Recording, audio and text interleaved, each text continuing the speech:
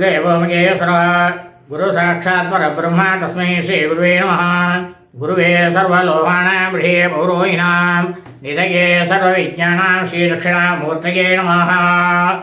श्रुते स्मृते पुराणानाम् आलयं करुणालयं नमामि भगवद्भारशङ्करं लोकशङ्करं श्री श्री श्री चन्द्रशेखरेन्द्र सरस्वती श्री गुरुपादुकाभ्यां नमः।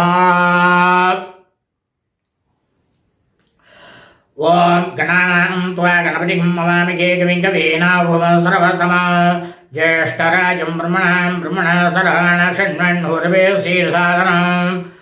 ओम श्री महागणाधिपतये नमः।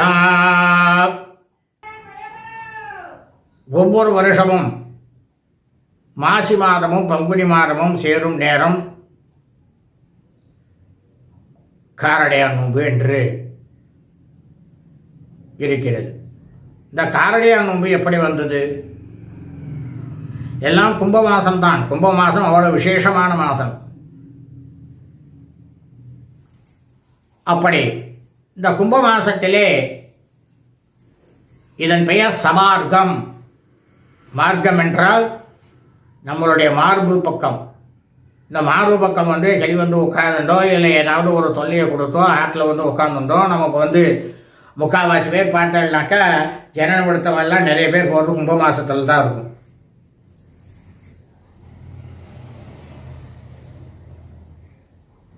அந்த ஜனனம் எடுத்தவா கும்ப மாசத்துல தான் நிறைய பேர் போவா. ஏகப்பட்ட பேர் நிறைய பேர் மறிக்கிறதெல்லாம் இதில் தான். இதுக்கு சத்தியவான் சாவித்ரி என்ற ஒரு கதையானது ஒன்று உண்டு. இதுதான் காரடையான் நோன்புக்கு மிகவும் முக்கியம்.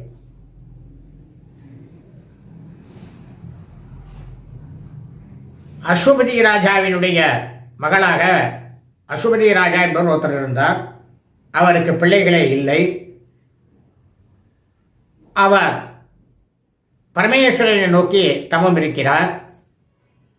அப்போது பரமேஸ்வரி நானே உங்கள் குழந்தையாக பிரிக்கிறேன் என்று கூறி சாவித்திரியானவர் பார்வதியானவர் சாவித்திரியாக வருகிறார்.